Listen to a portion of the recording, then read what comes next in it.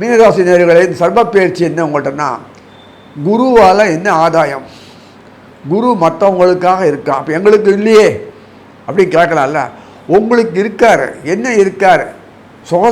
மற்றவங்களுக்கு ஆதாயமாக இருந்தால் தான் உங்களுக்கு வரும்ன்றது குரு தானே சொல்லி கொடுத்துருக்காரு. குரு என்ன சொல்லி கொடுத்தாரு? மற்றவங்களுக்காக வாழ் அப்படின்னா அந்த வாழ்க்கை உனக்காக தானே வரும்.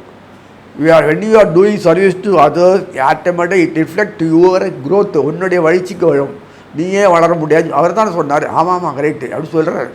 அப்போ தனிப்பட்ட நிம்மதியான வாழ்க்கை, குடும்பத்தோட வாழ்க்கை, கற்பனையில் கண்ட மாதிரி ஒரு இனிமையான வாழ்க்கை எல்லாம் நேரடியே ஒரு கற்பனை சீன் இல்லாமல் நேரடியாக வந்துடும்.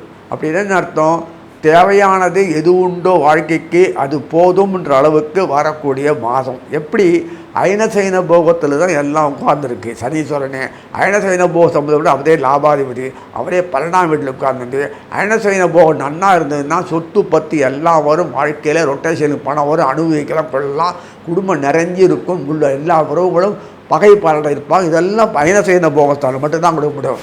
அங்கே இங்கே இல்லை, எல்லா இடத்துலையும் போகக்கூடிய அமைப்பு. வியாதி நோயெல்லாம் இருக்குன்னா, வியாதி நோயின்றது பொய்ன்னு சொல்கிற அளவுக்கு தான் உங்களுக்கு ஆக்கிடும்.